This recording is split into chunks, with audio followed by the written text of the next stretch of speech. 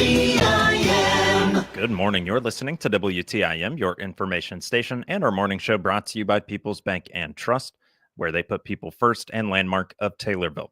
I'm your host, Grayson Bauman. Joining me in this segment is Dr. Kent Redfield. Dr. Kent Redfield is a professor emeritus of political science with the University of Illinois, Springfield. Good morning to you, Kent. How are you, sir? Just fine. Beautiful day. It is a beautiful day as what feels like a transition from spring to summer almost, 83 degrees here today. But Kent, hopefully you get out and enjoy that. We won't take up too much of your time here, but we do have you for the next 20 minutes or so. And we want to start with the impact of Dick Durbin, his, we'll call it resignation, I guess, almost. He has announced himself as not running for re-election once the election comes around in 2026. What can you tell me about Senator Durbin's decision to not seek re-election? Well, he's been a senator or congressman, for at least 40 years. So, this is going to be a pretty monumental change. It's a big loss for Illinois in terms of the U.S. Senate, because he is the number two person in terms of the Senate leadership. He also, for downstate, he's been he was born in East St. Louis, spent a lot of his early professional life in Springfield, was, worked for the state Senate, ran, unsuccessfully for the legislature, and then beat a longtime Central Illinois Congressman Paul Friendly to start his national career. So he's been an institution. And, actually, because of being in Springfield, he has a local presence. I occasionally would run into him at the grocery store when Congress wasn't in session. So it's going to be a big change, absolutely. And, we may end up with, both U.S. senators being more Northeastern Illinois, whereas all of this time, we've had kind of a Northeastern Illinois senator and a downstate senator. So we'll see what happens in the actual election. But this is going to stir a big rush of people that are thinking about running, and because the seat is up in 2026, if you're a U.S. congressman or a state legislator, a statewide official, Secretary of State, then you're going to have to not run for re-election and take a chance on, getting the nomination and then winning the Senate race. And that becomes, when those decisions get made, then other people look to move up, and it really starts to look like the political version of musical chairs when everybody starts to move there. So it's going to have a big impact on a lot of people. We already have one announced candidate, the Lieutenant Governor Juliana Stratton has announced she's running, and Governor Pritzker endorsed her. Her candidacy. We'll see how much impact that has, but it's just kind of the first salvo there of what's going on. So we'll see. Right now, it's a pretty long list. 3 congressmen, the state treasurer, have all expressed some interest. Those are all congressmen from either Chicago or the northeast suburbs. Not as much activity on the Republican side because, one, the Republicans don't have a long bench. I mean, they have 3 congressmen are the highest ranking, state officials that are Republicans in Illinois. And so when you talk about Darren LaHood or Mary Miller, 2 southern, downstate Congress, members of Congress, they would have to, they're in very safe seats. They can easily win re-election. And, Illinois has shifted more to a blue state in terms of national elections statewide. So it's going to be interesting in terms of how the Democratic primary sorts out, and who they can actually who actually will take a chance of running a statewide election in a state that's been pretty heavily Democratic in recent years. It'll be interesting to see how that game of musical chairs kind of plays out over the next year or so from this time now. When it comes to 40 years of experience and that all of a sudden not being there, does that make it more difficult almost for somebody to fill those shoes because of that experience that they're trying to basically fill for? Or is that somebody that just has to come in there and say, this is basically almost a new position? Because for some folks, I mean, for their entire time voting, they've seen his name on the ballot. How hard is it to replace that kind of experience that Dick Durbin has? Yeah, it is very difficult because, obviously he knows Congress, he knows Washington, D.C., he's been involved with, but mostly judicial, the Senate Judiciary Committee. But, you have to vote and be involved with national economic issues, international issues. And so, picking up that it takes time. And in terms of seniority, which is very important in the Senate, then the new people go to the bottom of the list, and you don't get the committee assignments. You don't have the contacts and the relationships. And so, an experienced senator helps not only in the big things, but then also, in the little things in terms of being able to take care of projects and concerns from your home state. The more influence you have, allows you to be a better representative of your state. So it is hard. Again, if you're picking up to run statewide, if you're the Attorney General, the Comptroller, you have run statewide, but you have not, you haven't run for the kind of portfolio that a U.S. Senator would have. And if you're a congressman, then you've represented, one of the 17 districts, but you really haven't represented the whole state. And so when an incumbent decides not to run, a long-time incumbent, then that really, gets people to thinking, and because it's so difficult to beat a long-time incumbent, particularly somebody like Durbin, who is, the Republicans really had to scramble to find a candidate to run against him 6 years ago. Now there's that opportunity that everybody sees, and why not me is kind of the attitude. Well, and I'm sure a lot of folks or more folks are going to throw their hat in the ring for this as well. And you mentioned one of those being Lieutenant Governor Stratton and having gotten the backing of J.B. Pritzker as well. What are some of the political and maybe geographic considerations that folks like Lieutenant Governor Stratton or other folks looking to take their chance at this position going to have to face? Well, the Lieutenant Governor is from Chicago and, or the Chicago area. And so, you're going to have to introduce yourself to downstate and to the northeast suburbs, have a much higher profile.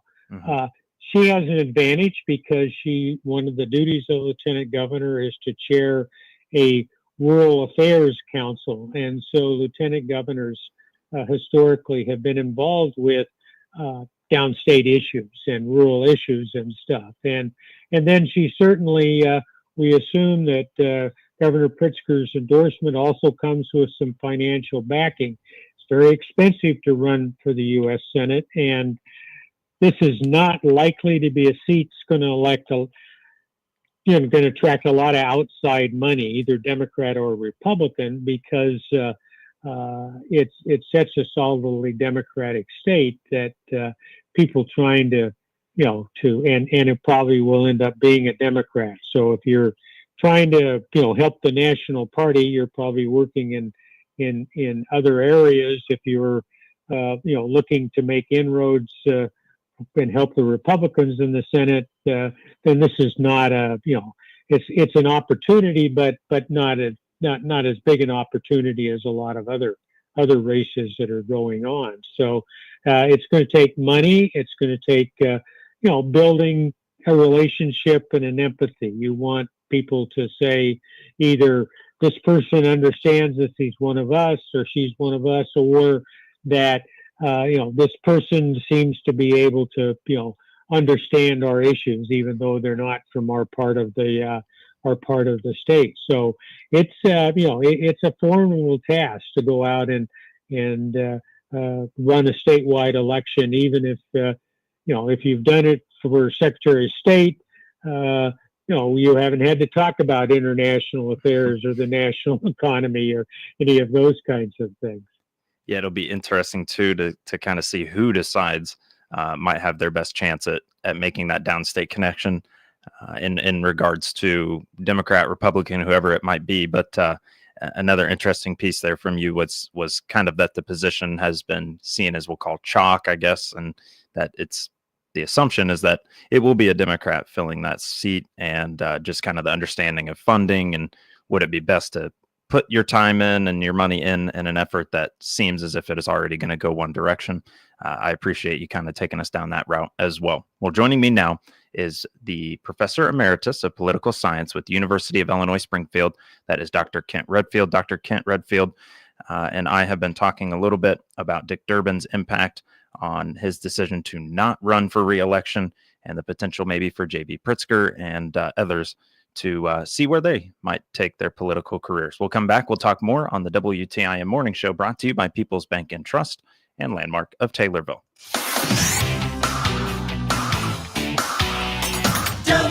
WTIM. Here's Cousin Bill from Illinois Paving. Attention business owners and property managers. Has winter damaged your parking lot? Are you tired of wasting money on a cheap fix that never lasts? Call Cousin Bill at Illinois Paving. We will answer the phone, show up for the estimate, execute the work. We provide asphalt patching, hot crack fill, polymerized dual seal coat, new asphalt install, multiple layered chip seal. Call today and get on the schedule to get your lot fixed right. ILPaving.com.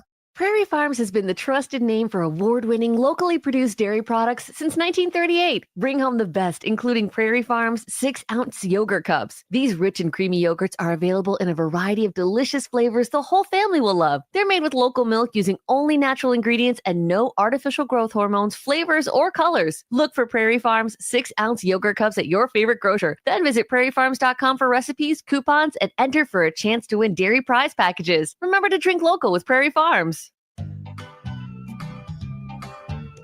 29 years ago, Steve and Jerry from Just Beds had a dream of becoming the yawn exterminators throughout the land of Lincoln, providing good night's sleeps for all the people. This calls for a celebration and a blowout anniversary sale. Dreaming of a new bed? This month, every Sealy mattress in the store is on sale. You can save up to $350. Just Beds 29th anniversary, where delivery, setup, and haul away are just part of the dream.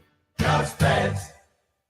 Hi, I'm Peyton Langen, Mental Health Case Manager at Christian County Health Department in Taylorville. When life gets overwhelming, I'm here to help you navigate local resources. If you need assistance setting up peer counseling appointments, I'm here to help. If you're looking for community support, social services, housing options, or help with Social Security, I'm your go-to person for local resources when you need someone to come alongside you. The best part, my services are completely free. Visit us at 730 North Pawnee in Taylorville and let me help you take the next step forward. You don't have to do this alone. If you're looking for a local, full or part-time job in Central Illinois, there's an easy place to go to find current job openings. It's IllinoisJobPost.com. That's IllinoisJobPost.com. You'll find jobs available near you. And the best part is that it's free for candidates to access 24/7. If you want a local job when you don't have to spend a lot of money on gas to get to, then you want access to IllinoisJobPost.com to check out current local job openings. That web address again is IllinoisJobPost.com. Another service from your friends at the Miller Media Group. At People's Bank and Trust, they help their consumer and business customers spend their time living their life, not explaining it. At People's Bank and Trust, they put people first. Find out how they can help you by clicking their banner ad at TaylorvilleDailyNews.com. Hi, this is Jeff Robinson from Advanced Title. Whether selling your home on your own or through your local realtor, please give us a call at 824-8007 for all your title work needs. Your information station, WTIM. You're listening to WTIM, your information station, and our morning show brought to you by People's Bank and Trust, where they put people first, and Landmark of Taylorville. I'm your host, Grayson Bauman. Joining me in this segment is Dr. Kent Redfield. Dr. Redfield is a professor emeritus of political science with the University of Illinois Springfield. We talked a little bit about Dick Durbin's decision not to run for re-election and some other things strewn about within there as well, including some of the names of people that might run for said position. But there's also a position that might come up in 2026, being the governor of Illinois.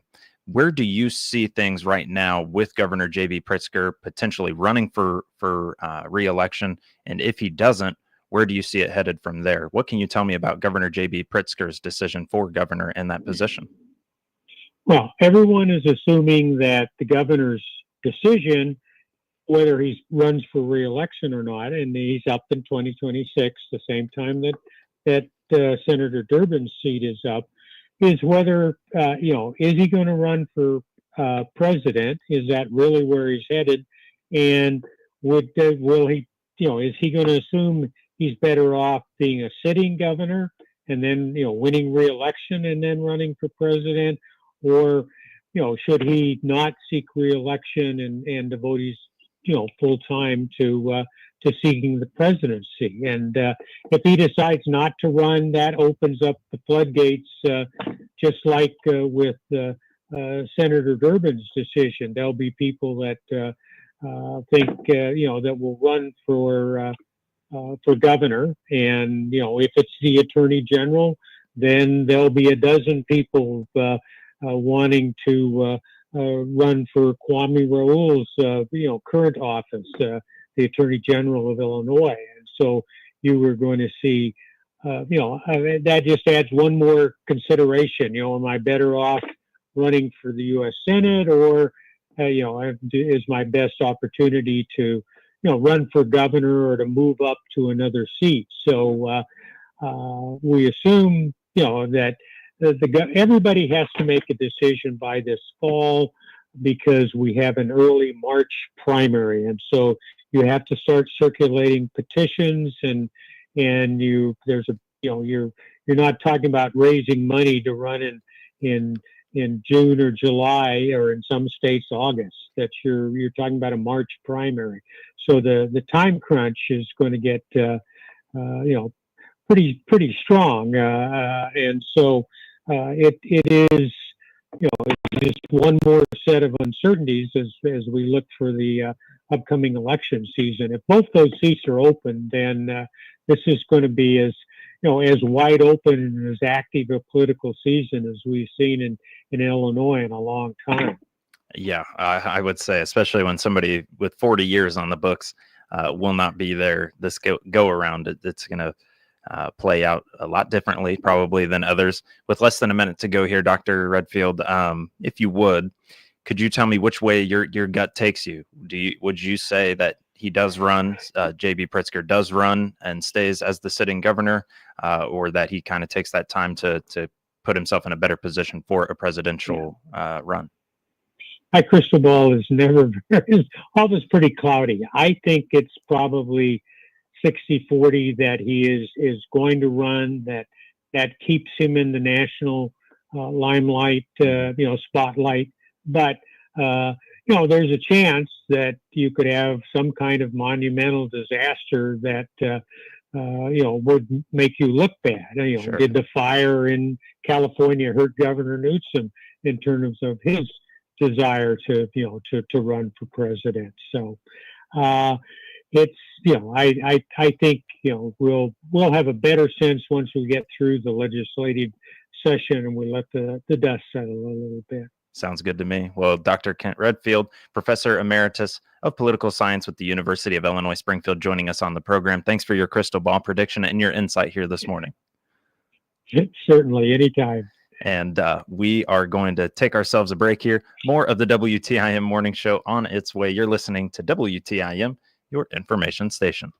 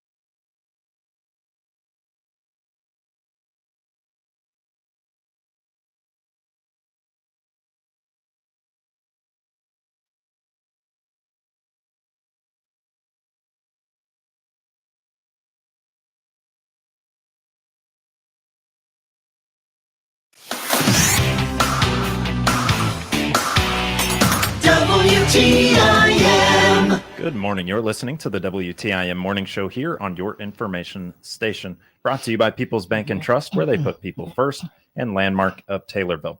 Joining me now here in this segment is Kelly Delakis, School Board President with South Fork Schools, as well as Superintendent Chris Clark. Good morning to the both of you. How are we? Good morning. Doing well. Thank you for having us. Well, glad to have you back around, Chris. And now we get to talk to Kelly as well here today about South Fork Schools and everything that's gone under her reign. Kelly, if you would, give the folks just a little bit of background on yourself and let myself and listeners know just about you and everything that brought you to this position. Okay, thank you very much. My name is Kelly Delakis, and I'm from Kincaid. I've been a lifelong resident of Kincaid. I'm married and I have 3 kids. All 3 have graduated from South Fork. And I decided to run for school board about 22 years ago. Wow, 22 years ago. Yes. So you've manned the position for a long time. That lets us know how long you've been a board member, roughly. Was there any additional time of being a board member, or was it just right to being president? No, I actually have just been president probably for the last, 2-3 years. 4 maybe. Yeah, 4. Yeah. I think it's been But 4. otherwise, board member, and then I was vice president for several years as well. So your commitment to South Fork Schools has been lifelong. Yes, it has. Sent the kids through there. That helps. Yep. Wanting to see better for them as well. For you, what's been that most rewarding piece? What's been the best of being a board member with South Fork Schools? Well, I think the growth from when I first started 22 years ago. My oldest son was, I believe, a freshman in high school, and my twins were only 2 years old at the time. So I knew they were going to be coming up and starting in the district. So I think just seeing how far we've come from back when I first started, I mean, all around financially, curriculum wise, the building and grounds and things we've done to improve our district. For you, kind of a loaded question probably, but why now? Why retire now? Well, for one, the top of the list would probably just be where we are and, looking at where we are in Kincaid and with our district just all around. I mean, I feel like I'm going off the board. It's in a really great place. We're going to have 7 wonderful members that are on there, several that have been on quite a long time as well, and just ready to kind of step back. I retired from my main job last fall. So just kind of, stepping back and doing more things that I have time for with my grandkids, and just kind of letting somebody step in and take over from there. You've earned it. You spent 22 years as a board member, the last couple as the school board president and vice president for many of those years as well. And then also working that full-time job, raising those kids. That's a busy time in life for you. And now it's time to hit the brakes a little bit. Yep. and relax, and well-deserved for you. You mentioned the growth that South Fork Schools has accomplished, not only in your time, but as we move forward now without you. What are some of those accomplishments? What is some of that growth that you've seen? I would say probably around back in 2012 and 13, we just financially were not very stable. We were actually on the watch list back in, I'd say, 2011, 2012. And then we had, of course, our interim superintendent step in, which was Ron Graham, to start mentoring Mr. Clark. And he was with us for probably about 6 years. And just to see where he brought us from that starting point to where we are now. And it was a process, of course, but just to see us kind of start to flourish and make a lot of progress all around that's the greatest thing about all of this. The thing I'm seeing here, and you mentioned it there as well, 2012, you're on the financial watch list. Yes. To currently today, the highest financial recognition from the ISBE. What's that mean to you and to South Fork Schools? Oh, it means everything. Just to see the day in and day out how hard our staff and our administration works to make sure that we stay there. We've been on the financial recognition list now for several years. And like I said, we've worked hard to do that and to maintain that position all around with our, staffing and wages and, increases for teachers. Because we've came so far financially, we've been able to improve in so many other areas. So it's very rewarding. Kelly, let's talk one of those other areas, if you don't mind, curriculum. Yes. So we have done many things to enhance our curriculum. We were able to start taking students up to Capital Area Career Center. It's probably been how many years now, Chris? Probably Right about 7. Yeah. Total. So between that and our students, dual credit classes with Lincoln Land, we feel like we're giving them many opportunities, and the kids have just really, with Capital Area Career Center, we have so many kids going up there and they're already starting a career for themselves in high school. And it's just, a wonderful place for them to go. And every year we have so much interest, and we're taking many kids up there. So to me, that's one great thing.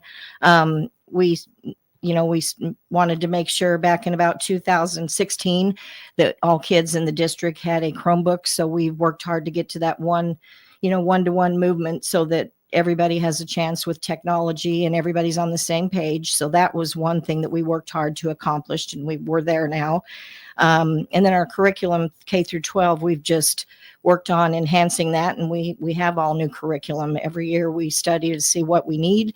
And so we're just proud to say that we're, in several areas within the district for curriculum wise, we feel like we're offering many, many choices to our kids. And that's the best thing about it. With being more financially stable to the point of which you receive the highest financial recognition, you improve the curriculum as well with that. You touched on personnel a little bit there as well. Obviously, personnel required to get to all these things. How easy has it been for you, or how much easier has it been for you having great personnel behind you? Oh, it's everything. Like I said, administration wise, we have 3 administrators who have longevity in the district, of course. Like I said, Ron Graham mentored Mr. Clark, and then he's now been with us 14 years, and he's probably been superintendent 7, I believe, 6 or 7. And then we also have, Miss Rogers and Mr. Grohl. So, and they do a wonderful job. So I think that is so important to have people that stick around. We have many teachers in the district that have been there several years, and we've been fortunate enough, if we have one retire or leave, we've been able to attract great employees. I'm super proud of what we have in our district, from top to bottom, administrative staff, everybody. So retaining those good people can be a struggle, especially for smaller school districts. Yes. But when the finances are right and they're much better than they were, that helps lead that charge a little bit and maintain and retain those people that you really want to have teaching your kids moving forward as well. We talk personnel, we talk curriculum, and we talk finances and how that's improved. With finances improving, I have to also think, at least, that different improvements were made to different school buildings and things of that nature. What projects have we undergone and undertook since you've been on the board? Well, we did a complete high school gym remodel. So, in fact, we just kind of enhanced it again this past year. But we put in new windows, and the flooring's been upgraded. We've done a lot in there. So that's one great thing. We recently, in the last year, we put in a whole new HVAC and fresh air system. So that's another huge one that we did. We are going to be tuck pointing the building and doing some other window upgrades. And then I think our most recent and probably largest project is our solar project that we just undertook last year. So we're still active right now, and even though we've got a passing of the proverbial torch going on right now, there are still great people in place to continue to lead this charge. One of which is with us here today, Superintendent Chris Clark. Chris, my first question to you would be, how important is it for you to have such a quality school board behind you in the actions that you take as well? Oh, it's everything. I truly am blessed with the school board that I've had during my tenure at South Fork. They have been very, very supportive, not micromanaging anything, kind of trusting me to do my job and what they've hired me to do. And, a lot of the stuff we would like to take credit for. Absolutely. Mr. Graham was a great mentor that Mrs. Black has talked about with it. The state has come a long way in finances for school districts. There's no doubt about that, but we were making some very, very hard decisions early on. And we went through COVID during my time as superintendent, which was a tough time for administrators and not knowing what to do. But I still say the hardest thing I've ever done is went and told somebody they don't have a job next year because we cannot financially support that position. And we've been lucky enough with our growth in our everything we're doing for our district, that has not had to happen recently. I mean, like I said, in those first couple of years, there were good educators that you just couldn't keep around because the money would not allow it with it. So obviously money leads to flexibility, but also being responsible with that money leads to bigger and better things as well. I don't think she gave herself enough credit on being financially sound, and the board's willingness to know once they get to that financial sound state of how dedicated they were to their employees. If you go back and do some of the research on our contracts that we've given to some of our teachers, we went from one of the lowest paying districts throughout the state to very competitive wages now for our employees. So obviously, building that financial base was strong, but they also knew building the personnel base was just as important, and willing to spend that money whenever we had it to invest in the future. You mentioned luck, and there's a little element of luck in everything, but some of that is, of course, hard work and dedication to being more financially stable. And when it comes to COVID, it was probably good that we got some of those Chromebooks in hand about 2016 for once 4 years later, the old pandemic hit as well. Might have made that transition to e-learning a little easier. It did. We were fortunate enough to be one-to-one before it come down. So whenever it did, we had kind of a backing of how to utilize those. So let's talk more about South Fork schools when we return. But I am joined right now by School Board President Kelly Delakis and Superintendent Chris Clark here on the morning show, brought to you by People's Bank and Trust and Landmark of Taylorville. We'll be right back with more on WTIM, your information station.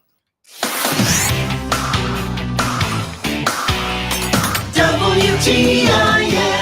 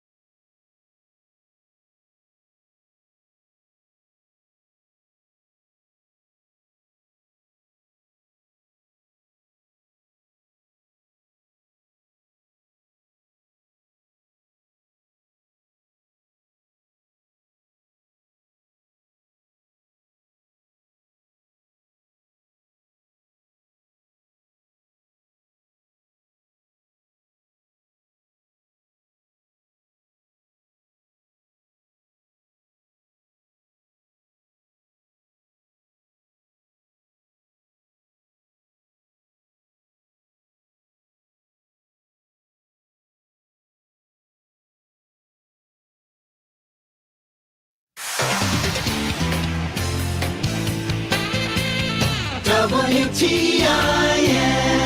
You're listening to WTIM, your information station, and our morning show, brought to you by People's Bank and Trust, where they put people first, and Landmark of Taylorville. Joining me in this segment are members of the South Fork School Board. I have School Board President Kelly Delakis, and I also have Superintendent Chris Clark joining us here today. We've talked everything great that's gone on with South Fork Schools, really since 2011, and also the 22 years in which you've been a board member. We've talked about all those things, but what are some of those things that stand out that we want to kind of double down on? Just like I said, how far our district has come and what we're able to offer our students today. I mean, I'm super proud of our district, and I've seen many kids come out of our school over the years, over and over, and go on to do great things, whether it be military, trade school, or an actual university. So I think sometimes perception of a smaller district may not be, might be where they may not have enough opportunities, but I completely disagree with that. I think it does not matter. It's what your student puts into it, what the kids put into it, what we offer them. I think any student, no matter where they're at, school-wise, size-wise, can go on to do great things as long as they put the commitment in and they have the opportunities within the school. And I feel like we have great opportunities right now. Couple of which being the Capital Area Career Center, your college pathway program, and with Lincoln Land Community College, and also access to different resources as well. Now that things are coming to a close for you, not only the spring semester, but also your career with the South Fork School Board. What's in it for Kelly? What's next for Kelly? You mentioned the grandkids. You mentioned spending some additional time. What are some of those other things that you got? Like I said, I retired from my full-time job in the fall from CNB Bank and Trust. And so I've just kind of transitioned into a part-time role doing something completely different. I just was not able to just quit work and do nothing. That's just not me. So I'm doing something part-time with my sister. And like I said, I have 2 grandkids, and I have more flexibility to be able to keep them, and trying to learn how to get better at golf. So I'm working on that. So just kind of sitting back and taking my time and doing what I want. But I mean, I still plan to be very involved with the school and, be around. There's plenty of games I'll be attending, and, I can't just walk away from that completely either. So. And you get an opportunity to enjoy some of those things that you still do currently. Yes. But also pick up some of those new things too. So I'm excited for you, and congratulations. Well, thank you. You've been hard at work now for a lot of years. I appreciate it. So, I think about the dedication to the school board, your full-time job. And again, you still had to be a parent. You still you still were actively raising your kids. Yeah. I mean, that's 3 full-time jobs right there. Yep. Packaged into one person. Chris, for you guys at South Fork Schools, as the semester is coming to a close, I know we wrapped up with standardized testing and different things like that. Anything you want to tell us about the spring sports schedule, or as the semester comes to a close? No, not really. I mean, obviously we got seniors going on a senior trip here pretty quick. We got graduation right around the corner. Just wish all those kids well in their future endeavors and whichever path they want to choose. We do have some baseball and softball going on, but not big into that's like we talked about as cooperative with Edinburgh and Riverton. So it's not really a lot of hometown with that kind of stuff. But yeah, anything they do, just want to wish them all the best of luck with it. And, just take your time to thank Kelly as well, along with every other school board member out there, not just South Fork School District, but in any school. It's a very thankless job. Sometimes you have to make decisions that you don't look out for 1 or 2 people. You have to look out for the masses. So I commend them on the job they do, and especially very appreciative of the board I have and the faith that they put in me to do my job and trust me to know that I'm going to do what's right for these kids at South Fork for sure.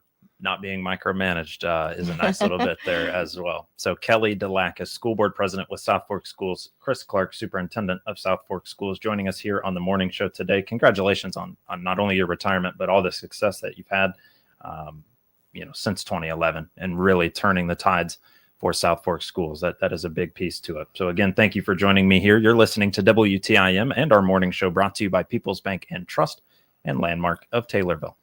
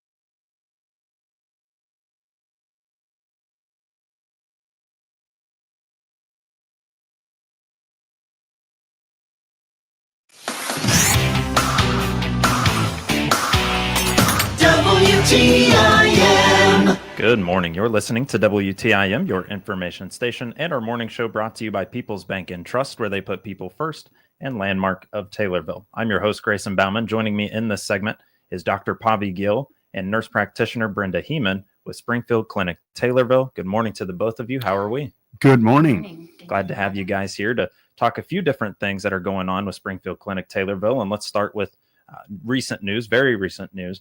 That's the walk-in clinic's extended hours. Whoever wants to take the floor on that, but what can you tell me there? Yeah, we've extended the hours. We're starting at 8 a.m. till 8 p.m. And it's just because the demand is huge. And I think that we're going to serve the community a lot better by giving them more opportunity to come in at any time. And so we welcome people and we encourage them to use the facility because I think they will benefit from what we have to offer. Now it's just getting that news out there that yes, we are open longer. And also the 8 a.m. picking up those 4 hours there kind of helps those late night workers, kind of helps maybe moms in the morning, moms that are trying to get kids to school and all of a sudden there's a tummy ache, whatever the case might be. But with those extended hours, I think it offers more to the community there. Anything else in terms of the walk-in clinic that has made any changes, or is it just those extended hours? For now, it's the extended hours, but I think, we are offering expanded services for children to come in the morning, like you said. And I think we're also offering like school physicals and all that. So we'll be touching on that later, I'm sure, today. Okay. So, yeah. Sure. Yeah. So walk-in clinic, 8 a.m. to 8 p.m. now. And I really do like that expanded time slot as well. And I believe there was a new individual that's kind of helping with that. I believe her name was Beth, but don't quote me on that. Let's talk lifestyle medicine. Brenda, I know that you want to take the floor on this and let us know about lifestyle medicine. What can you tell me about there? Well, we've had a lot of patients come in for our lifestyle medicine program, and they've had amazing results. So I just want to hit on just a few patients. We have 5 patients to talk about today.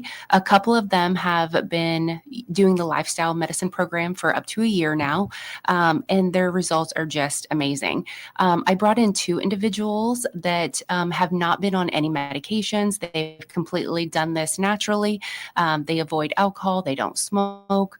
They get good quality rest. They exercise 150 to 300 minutes of exercise every week. They follow a really healthy diet. They get adequate protein with their exercise regimen. And they really focus on getting those good fruits, vegetables, whole grains, and essentially a plant-based diet with lean proteins. They've done phenomenal. So if you have a second, I'd like to share 2 individuals. The first one, she was a little bit reluctant because she didn't think she was going to get to her goal. And so she started out at 148 pounds in February of last year. She got down to her goal at 131, and then she wanted to get down a little further. But we tried just maintaining that weight loss, and then she has been able to maintain that weight loss for over a year now. So she's lost 17.6. She has a perfectly normal BMI, and she's just done phenomenal. The other individual we have is in his 70s, and he has also started April of 24. He lost 42.2 pounds in 6 months, and then he's also been able to maintain his current weight for an additional 6 months, and he is doing phenomenal with his exercise and diet. So he even tells me that he's already back on the bike trail. Newly opened bike trail. Yes, now. yes. Awesome. All right. And then I have a couple other individuals. Now, these have been on varying different medications to help them with their weight loss. They've also done phenomenal. This young lady, she's in her 50s. She came initially with a weight of over 200 pounds. She was 246 pounds. She has so far in 8 months has lost 62.8 pounds. She's done phenomenal. Her appetite is well controlled on the medications. She's getting adequate exercise in, and she's been able to maintain her skeletal muscle mass within a normal range. And she has been able to keep it within just a few pounds of her skeletal muscle mass from her original. In fact, she's increased her skeletal muscle mass over the past 8 months. And we're really proud of her progress. It's really impressive results, 2 of which non-medicated, and then 1 even with medication. But that help, that push, that desire to do so. I think the biggest piece that I took from that is the maintaining of the weight staying off. I think that's the biggest piece to it. Would you guys agree? Absolutely. Yeah. I think sometimes that is the hardest, and we forget how important it is that this is not a race. It's really just consistency and staying with, your goals and knowing what you want to achieve. They knew, and we'll go back to the first individual that you mentioned, 148 to 131, so 17 pounds. But now we know we need to keep that weight off. Yes. I do think that is spectacular. And then they see that goal is hit, and then all of a sudden, all that hard work really is put into perspective, and I can appreciate that. Anything else lifestyle medicine that we want to touch on here today? I think that the key, you just actually highlighted the point. Lifestyle medicine, it's basically focusing on immediate gains and then sustaining them. And I think the sustaining part is the hardest, as you pointed out. But I think the whole process involves more of a re-education and re-evaluation of how one eats, exercises, sleeps, and pretty much relaxes. Recognizing that it's not just a diet, not just exercise, it's that fully holistic. And fully encompass the whole taking care of yourself and wellness with that. So that's lifestyle medicine. We talked walk-in clinic with Dr. Pavi Gill and nurse practitioner Brenda Heeman with Springfield Clinic Taylorville. This one is unique to me, this subject here. I have not heard about this. Emerald laser therapy. What is an emerald laser, first and foremost? So emerald laser is FDA cleared non-invasive fat loss treatment. It is safely and effectively loses fat without surgery or any downtime. So we have lasers directly exposed to skin, and it decreases the fat in your body. So it allows that fatty fluid to leak out of the fat cells, and then your lymphatic system takes it away. So in layman's terms, we're effectively melting in a way, kind of, and letting it spill out, letting it drain from the body. No downtime, nothing required with that. Nope, not at all. No, it's really safe, painless, and very effective. Emerald laser therapy. I apologize, Brenda. You were going to say something? No, it's wonderful because you can. It works for any body style, any weight. We have patients that have a BMI as minimum as 20, up to patients that have a BMI of up to 40, and they're all doing very well. Of course, some are doing better than others, so you still have to maintain a healthy diet, get adequate fluids, and activate that lymphatic system through exercise. This might be a silly question. Liposuction has probably been kind of that main way to take fat and remove fat from the human body. This sounds worlds better than liposuction. Is this much easier to recommend to a patient compared to something that's more invasive? It's painless. It doesn't have any downtime. And then the results with this will vary. We offer both at Springfield Clinic, but here in Taylorville, we offer the Emerald Laser, and I hope patients will know that this is a really good choice for no downtime and painless. I've got to say, if that were something I was considering, it'd be a pretty easy conversation to be had there. Okay, no downtime and it's painless. Let's do that. You briefly touched on how it does work. Can you give me maybe just a little more background on how that works? Sure. So it's a 532 nanometer laser, and it opens temporary pores in the fat cells that stay open for about 48 hours to 72 hours. This allows that stored fat to be released and flushed through the body's lymphatic system. So again, making sure that you have good water and movement to activate that lymphatic system. Some patients have even been recommended to maybe use a little bit of massage therapy or rebounding, or just tissue massage to help increase that lymphatic drainage. So we're pairing this potentially with lifestyle medicine. So this is kind of that boost. Let's get you to maybe that desired weight. Let's get you this emerald laser therapy, and maybe also get you on that diet plan, that exercise plan, to help maintain it as well. So we'll come back around in just one moment with Dr. Pavi Gill and nurse practitioner Brenda Heeman with Springfield Clinic Taylorville to talk more about emerald laser therapy, new to me and probably new to you. So let's learn more when we return on WTIM, your information station. WTIM.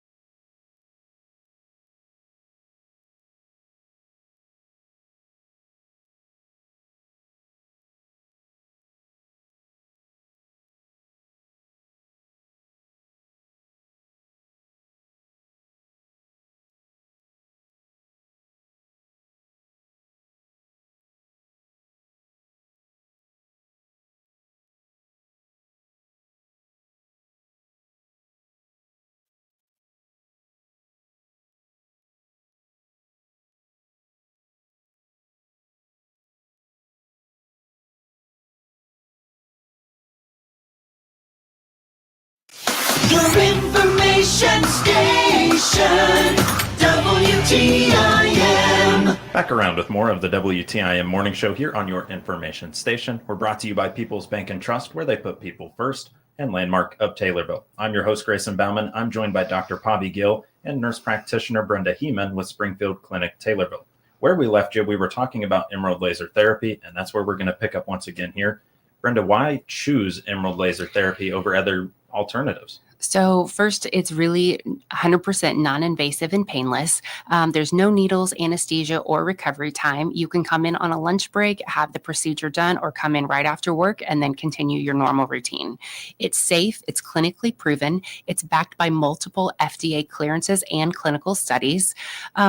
Even fat reduction, there's no lumps, there's no irregularity in your skin. It does really well with helping with the fluency of the tissue over the fat cells.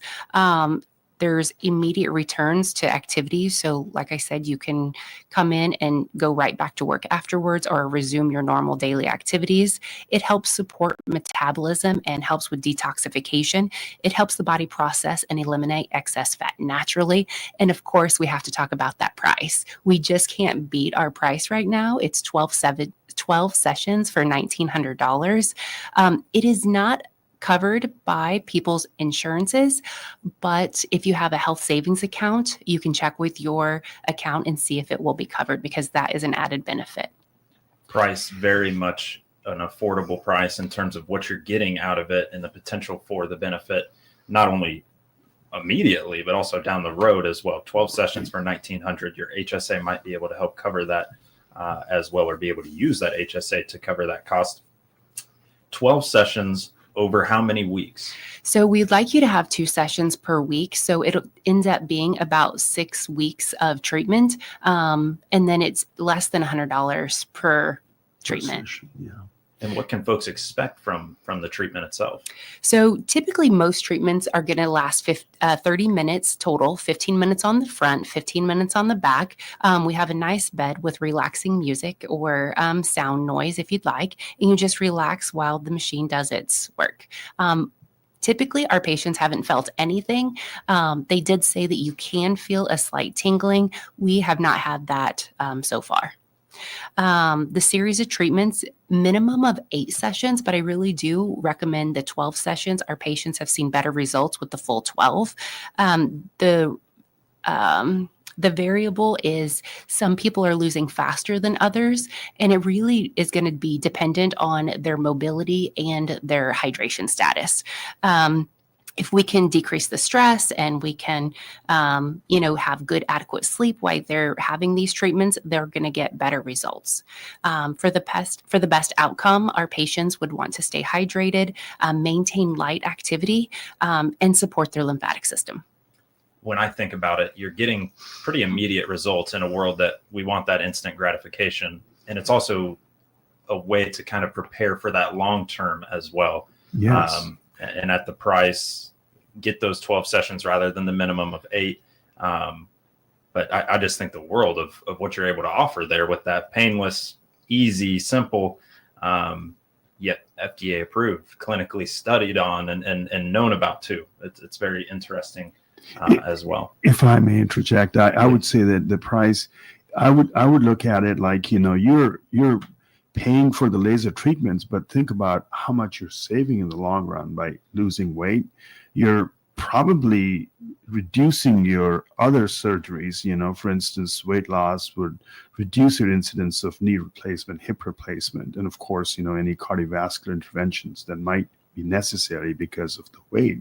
And once you lose that, and if you take that into perspective, I think you're getting a lot of return for the amount of invest in. So, I would agree. yeah. There's no price on your health. Yeah. And just be aware that for $1,900, 12 sessions, and also using that HSA, I think is a big piece there, even with insurance, maybe not covering their end of that.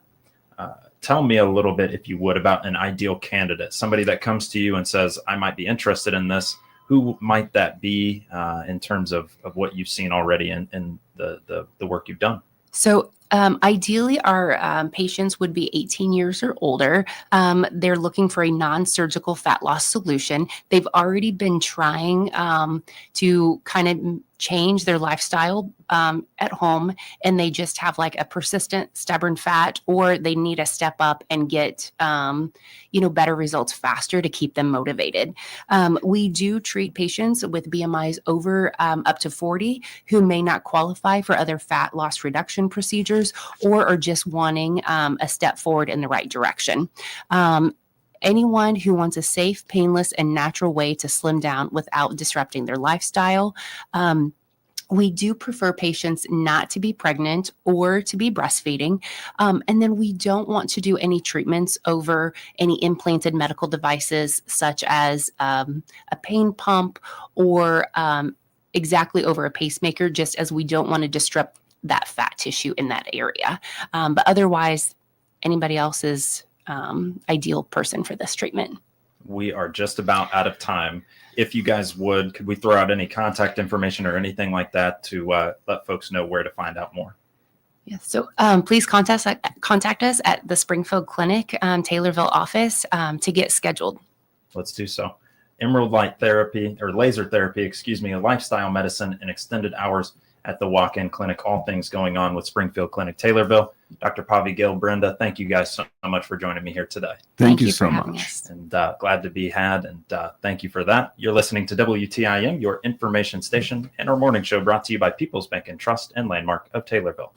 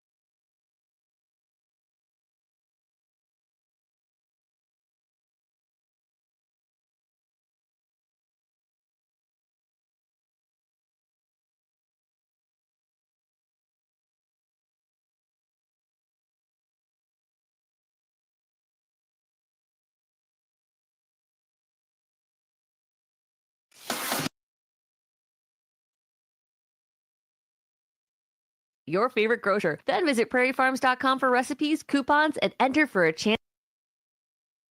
Taylorville.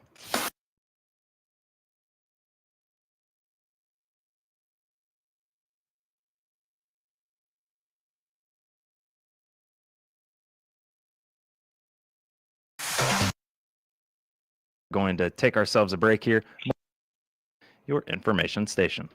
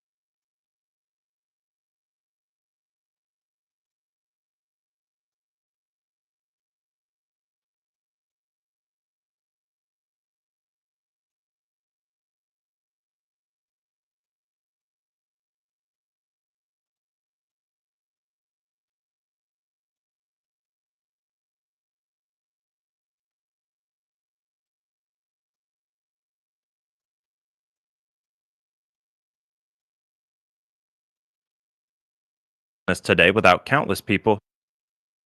Everybody was so important in our 824 40.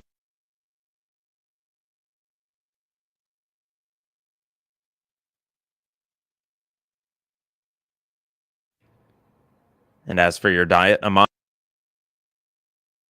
you should include lean protein. Moving now to obituary.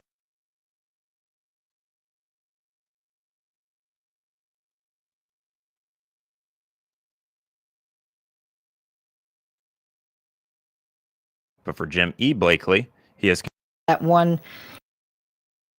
While the focus on bringing money.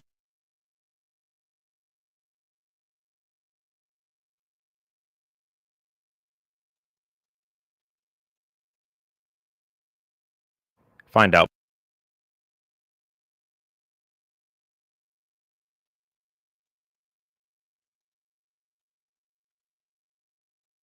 Blakely heating, cooling, and plumbing for 4 decades.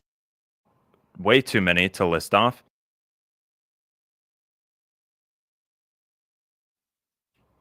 To learn more.